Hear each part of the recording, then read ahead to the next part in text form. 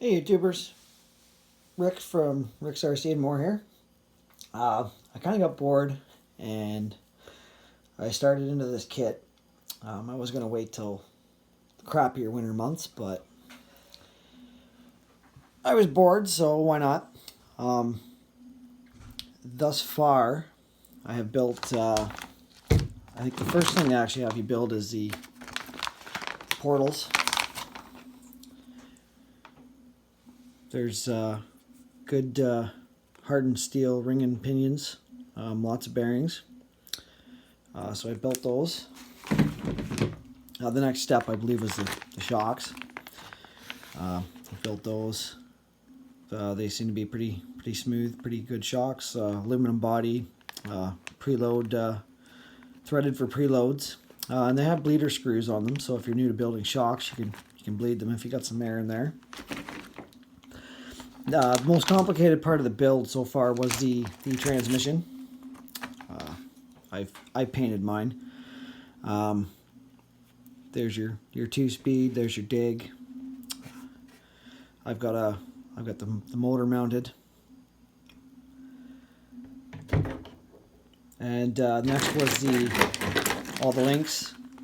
I built all the links and the drive shafts, front and rear. I've mounted them on the transmission, on the transfer case. These are the other halves. I just didn't want them falling out. They come with the pins to thread in, but the package when you build the drive shafts only has 2 of those pins in there. So I just got zip ties run through there because this outer plastic piece will slide off and your pin will drop out. So that's just to hold them together until I get further on assembling. The manual, there are some mistakes in the manual. There's lots of guys that have posted about this. If you do get one of these kits, I do suggest you go on there, just Google it or go on YouTube. Like one of the minor things in the manual.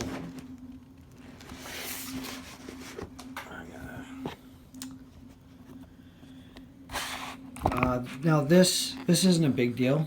These are the only bearings I've come across where they're not sealed for your diffs. You might want to there's grease in them, so if you didn't, it's probably no big deal. But maybe just down the road, you just got to pop the covers off the axles and get some grease in these. Like I said, they do come with some grease in there, but just make sure you keep those well greased because they're not a sealed bearing. Quickly go through here. Same there. Now the shocks, when you build your shocks, it says here in the manual they should be from eyelet to eyelet 97 millimeters. They're not. That should be 90 millimeter shocks. I built the shocks, and then when I measured them eyelet to eyelet, I was kind of like I'm like 7 mil short. So just keep that in mind.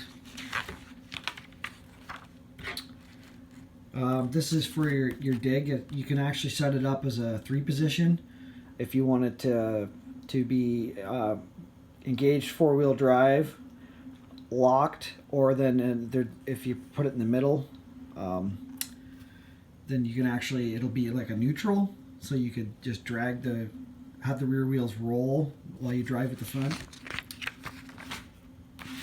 These go in. Now I didn't glue them. You got to be careful when you're mounting your motor, because if you don't have these top screws in here mounted, when you take them out, if you tilt this motor back, you can see this one here is open, but they will fall out, and the other one is on the inside. So if it falls out, then you're gonna have to pull your motor again. This goes on the inside of the transmission, and then you put these screws in and mount the outer piece. That's on the inside. You can't get it from the outside. These are just things that I kind of found while building. Another one is this one here. This link, it says it. If you're someone, if you don't have a caliper and you're just setting the links right on here to determine the length, this it's a 68.4 millimeter link, but this from here to here is not 68.4. It's, I believe it was shorter. I don't have my caliper handy, but just note that. What else? Oh, and putting the drive shafts together. It's shown here 1, 3, 2, and here it's got 1, 3, 2. That is not a 2. That's the shorter. That's another 1. That's another short sleeve that goes there. Other than that, your drive shaft would be too long, and you're going to be short anyway because there's only one number 2 sleeve. So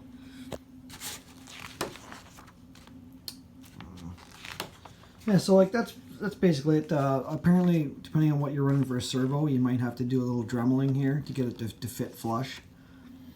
And they do recommend, I've seen a lot of people recommend a 3mm tap for when you're putting your shocks in, because the plastic's fairly hard. It's hard to get the screws started. So if you have a 3mm tap, just pre-tap the holes. I haven't gotten this far. This is just what I've noted. Being my first kit, I did do a lot of research. Another thing guys have said that they make it look like the links go on the outside bracket and the shock goes on the inside. It's the other way around. That would be on all 4 corners. It's a fairly good manual though. It's I mean, I've come this far, and being my first kit, I haven't had any issues. And yeah, something about the hardware here, it shows here this is a button head, and it's not, or so. I haven't got that far. I haven't opened up that hardware to find out. But like I said, just Google it or go on YouTube. There's all kinds of guys with videos showing all these little minor issues. Like a lot of it seems to be some hardware. Like here, it says that's a 2.5 by 12 mil. Apparently, it's actually a 3mm by 12. So stuff like that. Well, yeah. Anyway, I've started on the kit. I bought all of my electronics. I picked up. They were out of stock on the micro servos, so I had to go out. I grabbed the second one today. The reason I was able to afford all the electronics so quickly is I sold my Gen 7 locally here, so that's, you know, I had 2 crawlers. What's the point of having 3? This is going to be my pride and joy of this crawler, so I sold the Gen 7 and to pay for the electronics for this guy. So I'm going to continue building, and I may post another video. You know, when I get a little further along, but yeah, so far so good. I'm really enjoying this build. And anyway, anybody, if you're thinking about building a kit, like I said, the transmission is probably the most complicated part. It probably took me the longest to build. I just been spending a couple hours to an hour here and there. One thing I did want to point out too, though, some people have. When you're building your transmission or your portals, these gears here, you'll see the pin goes in, and the pin actually rests right in here in these grooves. There's grooves on the other side of the gear as well. And if you take a look at the actual gear, everything I've got together now, the pin goes in the slot that's rounded. It's kind of rounded at the bottom for the pin just to sit right in, cradle right in there. Whereas the other side, this guy here, it's kind of squared off on the bottom so that the pins don't seat in there as nice. They got a little bit of play back and forth. And some people put these kits together and they got these clicking noises. And like this goes for these gears in the portals as well as the this portal, as well as the transmission. We're still portals here, yeah. So yes, all these gears here as well in the transmission, not those ones obviously, but any of them that end up having, well, those don't have pins either. Here they are.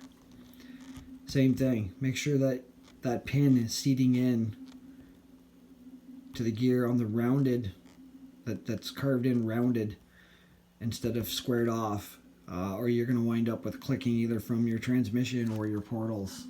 The only mistake I made assembling so far is my fault. It's clearly in the instructions here. These two gears here, I assembled this side, and when I assembled this side, I had this gear the other way around, facing the same way as that one. And because there's this little flange here, I put my transmission to like probably about 80% together, and I was spinning it, and I was getting like a clicking or a binding. And before I finished assembling it, I realized that's what I'd done. I'd had this gear reversed, the same as this one on the shaft. Like I said, that's purely my fault. It's very well diagrammed here that it goes the opposite of that one. But anyway, just thought I'd show my progress so far. I might do a little bit more building today and see how far I get with it. I think now that I've got the links, the shocks, and the drivetrain all put together, I might soon be start assembling on the chassis. I hope you enjoyed this video, and just some heads up. If you pick one of these up and you're new to building, there's live builds on YouTube. There's guys that have filmed the stages of the build. So if you do need any help or you're having issues, it's a quick and easy resource to check it out. Everybody, happy RC.